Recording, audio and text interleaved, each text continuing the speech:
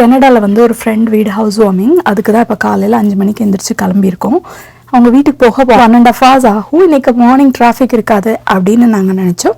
But பார்த்தா அவ்வளோ car போயிட்டு இருந்தது. காலங்காத்தால் கிளம்பி எங்கேயா போயிட்டுருக்கீங்கிற மாதிரி இருந்தது. அதுக்கப்புறம் நாங்கள் போனது லேட்டு தான். கரெக்டாக 4:50க்கே ஆரம்பிச்சிட்டாங்களாமா.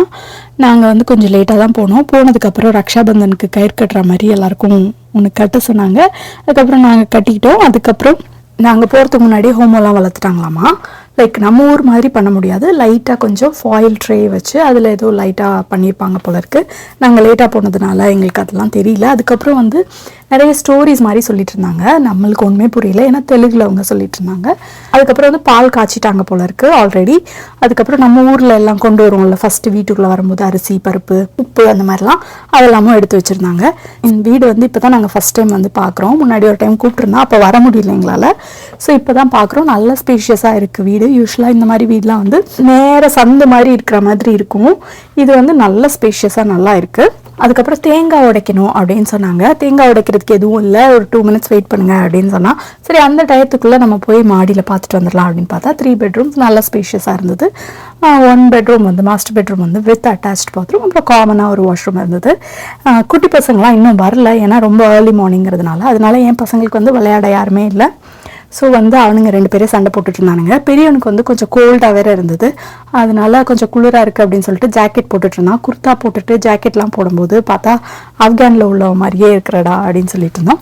அப்புறம் கீழே வந்து பேக்யார்டு பார்க்கலாம் அப்படின்னு பேக்யார்டு பார்த்தா செம்ம சூப்பராக இருந்தது. மலை அடிவாரத்தில் வீடுங்கிற மாதிரி.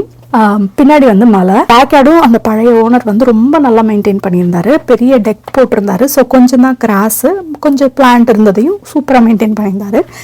ஸோ இவனும் அந்த மாதிரி மெயின்டைன் பண்ணுற மாதிரி இருக்கும். பட் கொஞ்சம் தான் கிராஸ் அப்படிங்கிறதுனால வேலை கம்மியாக இருக்கும்னு நினைக்கிறேன். சைட்லேயும் நல்ல ஸ்பேஷியஸாக இருந்தது. அதுக்கப்புறம் டூல் பாக்ஸ் வந்துச்சு. அந்த வீட்டிலேருந்து டூல் பாக்ஸ் எடுத்துகிட்டு வந்தான். எதுக்குடா இந்த டூல் பாக்ஸ் அப்படின்னு யோசிச்சு அதுக்குள்ளேருந்து ஒரு டூல் எடுத்து தேங்காய் உடைச்சாங்க. ஆமாம், நம்மளுக்கு இங்கே அருவாள்லாம் இருக்காது வெட்டுறதுக்கு. நம்ம ஊர் மாதிரி துவைக்கிற கல்லும் இருக்காது பின்னாடி போய் உடைச்சிட்டு வரதுக்கு. அதனால இந்த மாதிரி எதையாவது வச்சுதாங்க நாங்கள் உடைப்போம். ஆனால் இது புதுசாக இருக்குண்ணே, புதுசாக இருக்கு.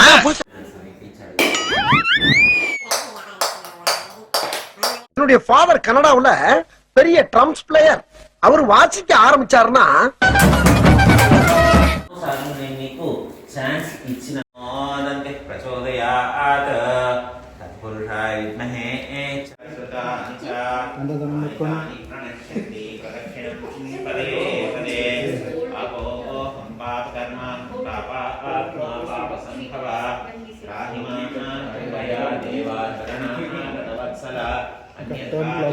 नास्ति तमेव शरणं मम तस्मात् कारुण्यभावेन रक्ष रक्षो व्यवसादं शिरसा शृणुमि பின்னாடி இதால விழுந்துற போகுதுடா.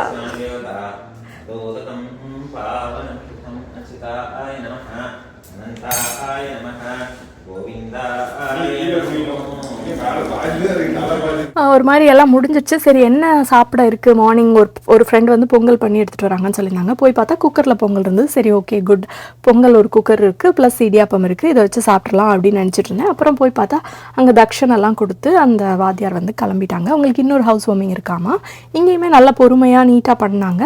அதனால அவங்க இமீடியட்டாக கிளம்பிட்டாங்க. அதுக்கப்புறம் நாங்கள் கொஞ்சம் நேரம் பேசிகிட்டு இருந்தோம். சரி அப்படின்னு சொல்லி பொங்கல் எடுத்து சாப்பிட்லான்னு பார்த்தா பக்கத்தில் ஒரு பிரியாணி சட்டி ஃபுல்லாக பொங்கல் இருக்குது. இவ்வளோ பொங்கலாக பண்ணி கொண்டு வருவாங்க அப்படின்னு கேட்டால் 30 பேர்னு சொன்னாங்க. அதனால நான் இப்படி கொண்டு வந்தேன் அப்படின்னு சொன்னார் பொங்கல் பண்ணி எடுத்துகிட்டு வந்தவர். நம்ம ஊராக இருந்தால் ஒரு கடையை போட்டு பொங்கலை சாம்பாரே விற்றுருக்கலாம். அதுக்கப்புறம் நிறைய குரூப்ஸ்லாம் நாங்கள் மெசேஜ் போட்டோம், யாராவது வந்து எடுத்துகிட்டு போங்க, இந்த மாதிரி லெஃப்ட் ஓவர் இருக்குது, வேணும்னா வந்து எடுத்துகிட்டு போகலாம் அந்த மாதிரிலாம் சொல்லிட்டு சில பேர் வந்து எடுத்துகிட்டும் போனாங்க தான். நம்ம கேரட் அல்வாவுக்கு நல்ல டிமாண்ட் இருந்தது. ஸ்ரீஜித் வந்து சாம்பாரோட கேரட் அல்வா, அப்புறம் பொங்கலோட கேரட் அல்வா அப்படி வச்சு சாப்பிட்டுட்டே இருந்தான். பிரபு பிரமாதம், சாப்பிடுங்க. சீனா கூனா, மேல் லோகத்திலே தேவர்கள் கடையுவார்களே அமிர்தம், அதை விட சுவையாக இருக்கிறது. ஆம் பிரபு, தூள் டக்கர். நிறைய பேர் ரெசிபி கூட கேட்டாங்க, நல்லா இருக்குன்னு சொன்னாங்க. அன்னைக்கு காலியான ஒரே ஐட்டம் வந்து கேரட் அல்வா மட்டும்தான், மற்ற எல்லாமே மீதி ஆயிடுச்சு எங்களுக்கு. அப்புறம் ஃபோட்டோ ஷூட் எடுத்தாங்க, ஓனர் எடுத்துக்கிட்டாங்க. அப்புறம் நோ கமெண்ட்ஸ் இதை பற்றி. அதுக்கப்புறம் பார்த்தீங்கன்னா குட்டீஸ்லாம் வந்துட்டாங்க. குட்டீஸ்லாம் விளையாண்டுட்டு இருந்தாங்க. குட்டீஸ் விளையாடுறாங்க ஓகே, ஒரு பெரிய பாப்பாவும் விளையாண்டுட்டு இருந்தாப்புல.